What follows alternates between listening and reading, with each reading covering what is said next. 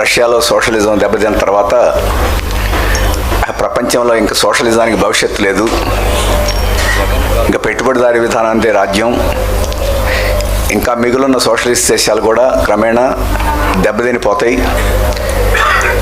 ఇక శాశ్వతంగా పెట్టుబడిదారీ విధానాన్ని ప్రజలు భరించాల్సి ఉందే అని చెప్పేసి చాలామంది భావించారు. మన దేశంలో కూడా చాలామంది నాయకులు ఆ రకంగా ఉపన్యాసాలు చేశారు. ఆ ఉపన్యాసాలు చేసిన వాళ్ళల్లో చంద్రబాబు నాయుడు గారు కూడా ఒకరు. ఆ రోజు పివి నరసింహారావు గారు ప్రధానమంత్రిగా ఉండేవారు.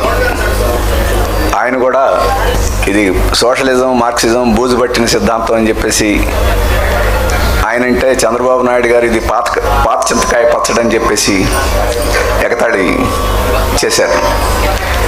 కానీ ఇన్నేళ్ల తర్వాత మళ్ళీ ప్రపంచంలో సోషలిజం పట్ల ఆకర్షణ పెరిగింది.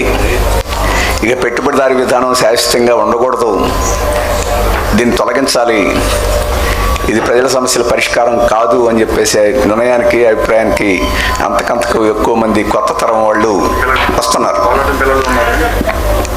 మీరు ఈ మధ్య ఒక సర్వే జరిగింది అమెరికాలో, యువకుల్ని అడిగారు పేపర్ల వాళ్ళు. ఆ సర్వేలో మీరు సోషలిజం కావాలా పెట్టుబడిదారీ విధానం కావాలని చెప్పేసి వాళ్ళని అడిగితే 100కి 60 మంది యువకులు అమెరికాలో మాకు సోషలిజం కావాలని చెప్పేసి చెప్పారు. అది ఎక్కడో భారతదేశంలో కాదు, అమెరికాలో. అమెరికా అంటే ప్రపంచం అభివృద్ధి చెందిన దేశం, ప్రపంచంలో పెత్తనం చేసే దేశం, ప్రపంచాన్నంతా దోచుకొని ఆ దోచుకున్న సొమ్ముని అక్కడ ప్రజల్లో ఖర్చు పెట్టి ఆ రకంగా పెట్టుబడిదారీ విధానమే గొప్పదని చెప్పేసి ప్రజలందరూ నమ్మేట్టు చేసే దేశం.